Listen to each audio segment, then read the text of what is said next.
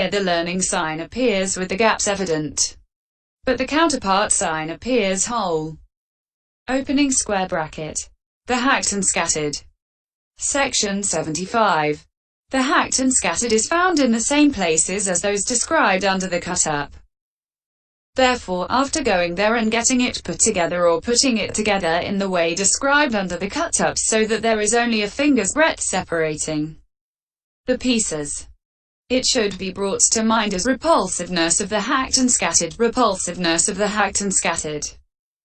Here, when the learning sign becomes evident, it does so with the fissures of the wounds, but the counterpart sign appears whole. Opening square bracket. The bleeding. Section 76. The bleeding is found at the time when blood is trickling from the openings of wounds received on battlefields, etc., or from the openings of burst boils and abscesses when the hands and feet have been cut off. So on seeing that, it should be brought to mind as repulsiveness of the bleeding, repulsiveness of the bleeding. Here the learning sign appears to have the aspect of moving like a red banner struck by wind, but the counterpart sign appears quiet. Opening square bracket. The worm-infested. Section 77. There is a worm-infested corpse when at the end of 2 or 3 days a mass of maggots oozes out from the corpse's 9 orifices, and the mass lies there like a heap of paddy or boiled rice as big as the body. Whether the body is that of a dog, a jackal, a human being, an ox, a buffalo, an elephant, a horse, a python, or what you will, it can be brought to mind with respect to any one of these as repulsiveness of the worm-infested, repulsiveness of the worm-infested. For the sign arose for the elder Cu. Appeared a paticatissa in the corpse of an elephant's carcass in the car. Adivapi reservoir. Here the learning sign appears as though moving, but the counterpart sign appears quiet, like a ball of boiled rice. Opening square bracket. A skeleton. Section 78. A skeleton is described in various aspects in the way beginning, as though he were looking at a corpse thrown onto a charnel ground, a skeleton with flesh and blood, held together by sinews. D2 296. So he should go in the way already described to where it has been put, and noticing any stones, etc., with their surrounding signs and in relation to the object. He should characterize it by the fact of its having attained that particular or individual essence, thus this is a skeleton, and he should apprehend the sign in the 11 ways by color and the rest. But if he looks at it, apprehending it only by its color as white, it does not appear to him with its individual essence as repulsive, but only as a variant of the white cassia. Consequently, he should only look at it as a skeleton, in the repulsive aspect. Section 79. Mark is a term for the hand, etc. Here, so he should define it by its mark according to hand, foot, head, chest, arm, waist, thigh, and shin. He should define it by its shape, however, according as it is long, short, square, round, small or large, by its direction and by its location as already described. -40. Having defined it by its delimitation according to the periphery of each bone, he should reach absorption by apprehending whichever appears most evident to him. But it can also be defined by its concavities and by its convexities according to the concave and convex places in each bone. And it can also be defined by position thus: I am standing in a concave place, the skeleton is in a convex place. Or I am standing in a convex place, the skeleton is in a concave place. It should be defined by its joints according as any two bones are joined together. It should be defined by its openings according to the gaps separating the bones. It should be defined all round by directing knowledge to it comprehensively thus: in this place there is this skeleton. If the sign does not arise even in this way, then the mind should be established on the frontal bone. And in this case, just as in the case of those that precede it beginning with the worm-infested, the apprehending of the sign should be observed in this 11-fold manner as appropriate. Section 80. This meditation subject is successful with a whole skeleton frame and even with a single bone as well. So having learnt the sign in any one of these in the 11 ways, he should bring it to mind as repulsiveness of a skeleton, repulsiveness of a skeleton. Here the learning sign and the counterpart sign are alike, so it is said. That is correct for a single bone. But when the learning sign becomes manifest in a skeleton frame, what is correct to say is that there are gaps in the learning sign while the counterpart sign appears whole. And the learning sign even in a single bone should be dreadful and terrifying, but the counterpart sign produces happiness and joy because it brings access. Section 81. What is said in the commentaries in this context allows that deduction. For there, after saying this, there is no counterpart sign in the 4 divine abidings and in the 10 kinds of foulness. For in the case of the divine abidings the sign is the breaking down of boundaries itself. And in the case of the 10 kinds of foulness the sign comes into being as soon as the repulsiveness is seen, without any thinking about it. It is again said, immediately next. Here the sign is twofold. The learning sign and the counterpart sign. The learning sign appears hideous, dreadful and terrifying, and so on. So what we said was well considered. And it is only this that is correct here.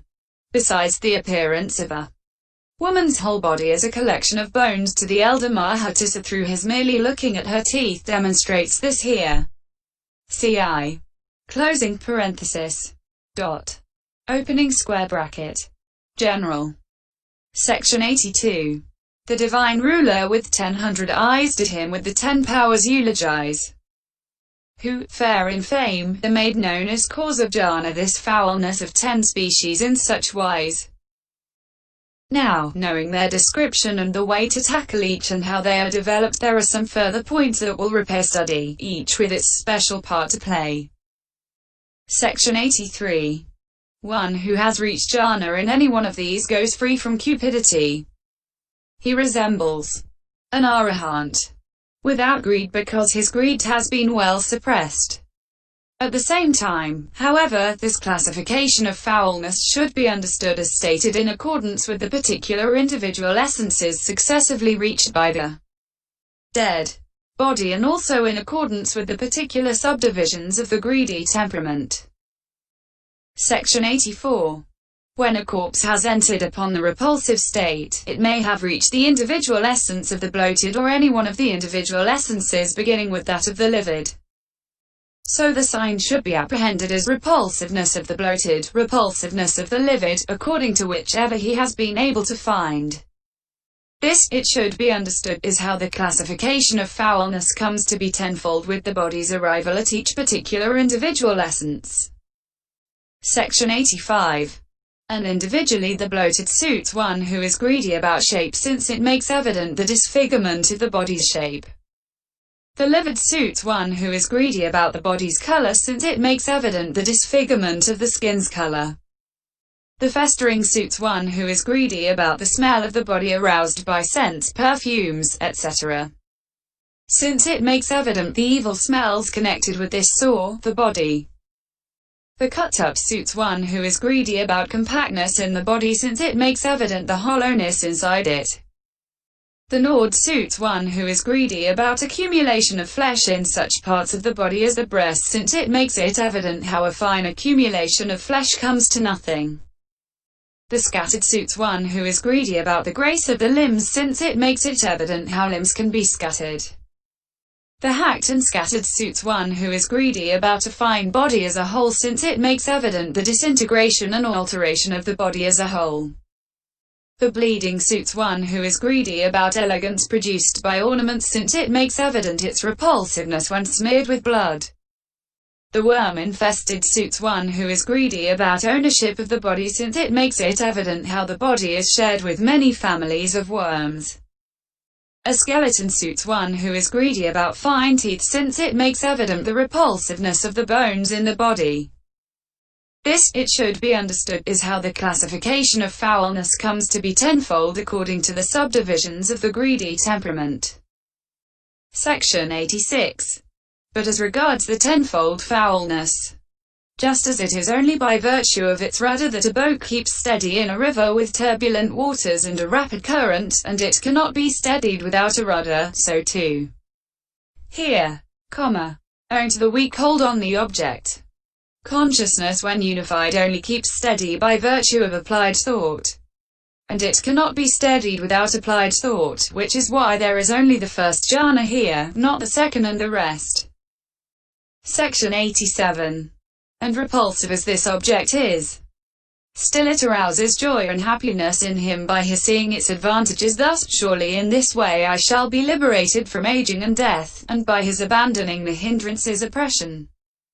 Just as a garbage heap does in a flour scavenger by his seeing the advantages thus. Now I shall get a high wage, and as the workings of purges and emetics do in a man suffering the pains of sickness. Section 88. This foulness, while of 10 kinds, has only one characteristic. For though it is of 10 kinds, nevertheless its characteristic is only its impure, stinking, disgusting and repulsive state. Essence. And foulness appears with this characteristic not only in a dead body but also in a living one, as it did to the elder Mahatissa who lived at Setiyapabhata. Closing parenthesis. And to the novice attendant on the elder Sayaharakita while he was watching the king riding an elephant.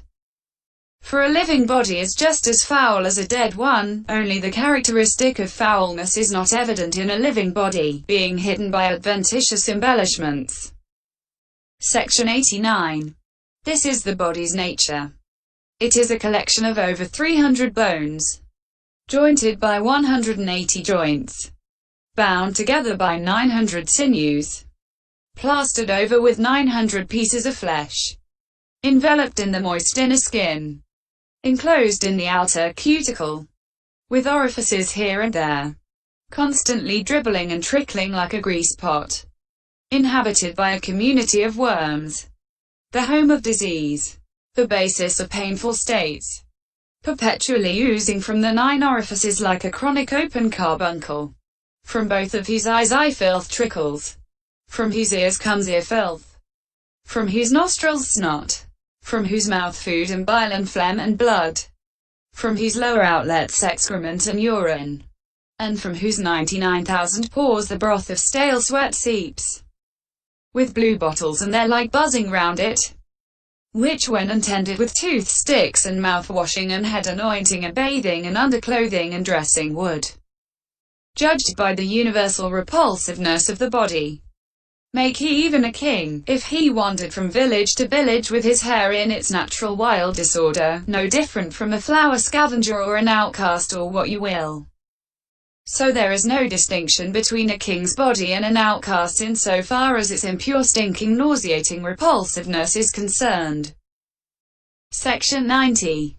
But by rubbing out the stains on its teeth with tooth sticks and mouth-washing and all that, by concealing its private parts under several cloths, by daubing it with various scents and salves, by pranking it with nosegays and such things, it is worked up into a state that permits of its being taken as I and mine. So men delight in women and women in men, without perceiving the true nature of its characteristic foulness, now masked by this adventitious adornment. But in the ultimate sense there is no place here even the size of an atom fit to lust after. Section 91. And then, when any such bits of it as head hairs, body hairs, nails, teeth, spittle, snot, excrement or urine have dropped off the body, beings will not touch them. They are ashamed, humiliated and disgusted. But as long as any one of these things remains in it, though it is just as repulsive, they take it as agreeable, desirable, permanent, pleasant, self because they are wrapped in the murk of ignorance and dyed with affection and greed for self. Taking it as they do, they resemble the old jackal who saw a flower not yet fallen from a kiísuka tree in a forest and yearned after it, thinking, "This is a piece of meat, it is a piece of meat." Single quote. Section 92. There was a jackal chanced to see a flowering kiísuka in a wood. In haste he went to where it stood. "I have found a meat-bearing tree." Single quote. He chewed the blooms that fell, but could, of course, find nothing fit to eat. He took it thus. Unlike the meat there on the tree, this is no good. Single quote. A wise man will not think to treat as foul only the part that fell, but treats as foul the part as well that in the body has its seat. Fools cannot in their folly tell. They take the body to be fair, and soon get caught in evil's snare, nor can escape its painful spell. But since the wise have thus laid bare this filthy body's nature, so, be it alive or dead, they know there is no beauty lurking there. Section 93. For this is said, this filthy body stinks outright like ordure, like a privy sight. This body men that have insight condemn, as object of a fool's delight. A tumour where 9 holes abide, wrapped in a coat of clammy hide, and trickling filth on every side, polluting the air with stenches far and wide. If it perchance should come about that what is inside it came out, surely a man would need a knout with which to put the crows and dogs to rout. Single quote. Section 94. So a capable bhikkhu should apprehend the sign wherever the aspect of foulness is manifest, whether in a living body or in a dead one, and he should make the meditation subject reach absorption. The 6th chapter, called The Description of Foulness as a Meditation Subject, in the treatise on the development of concentration in the path of purification, composed for the purpose of gladdening good people. ***** Notes. 1. Kiísuka, a 4-footed water pot. Not in ped. 2. English cannot really furnish 5 words for water. 3. Vayuadhatu, color element, should perhaps have been rendered simply by paint. The one Pali word, nila, has to serve for the English blue, green, and sometimes black. 4. Pataroga. Not in ped. Or sana, altar. Not in this sense in ped. 5. In the suttas the first 8 kasiyas are the same as those given here, and they are the only ones mentioned in the Dharmasaugāwi. Section 160 to 203. And Paisambhida. Paisai 6. The suttas give space and consciousness as 9th and 10th respectively. M214 to 15. D3 268. Neti 89, etc. Closing parenthesis. But these last 2 appear to coincide with the first 2 immaterial states, that is, boundless space and boundless consciousness. The like kasiya given here as 9th does not appear in the suttas. It is perhaps a development from the perception of light. Alokasana. Opening parenthesis. A 245. The limited space kasiya given here as 10th has perhaps been made limited in order to differentiate it from the first immaterial state. The commentary on the consciousness kasiya, MA 3 261, says nothing on this aspect. As to space, Vism MH. p. 373 says, the attainment of the immaterial states is not produced by means of the space kasiya, and with the words ending with the white kasiya. 21.2. The like kasiya is included in the white kasiya. For description of space. Akasa. CDHS of 325, Neti 29. Also Vism MH. p. 393.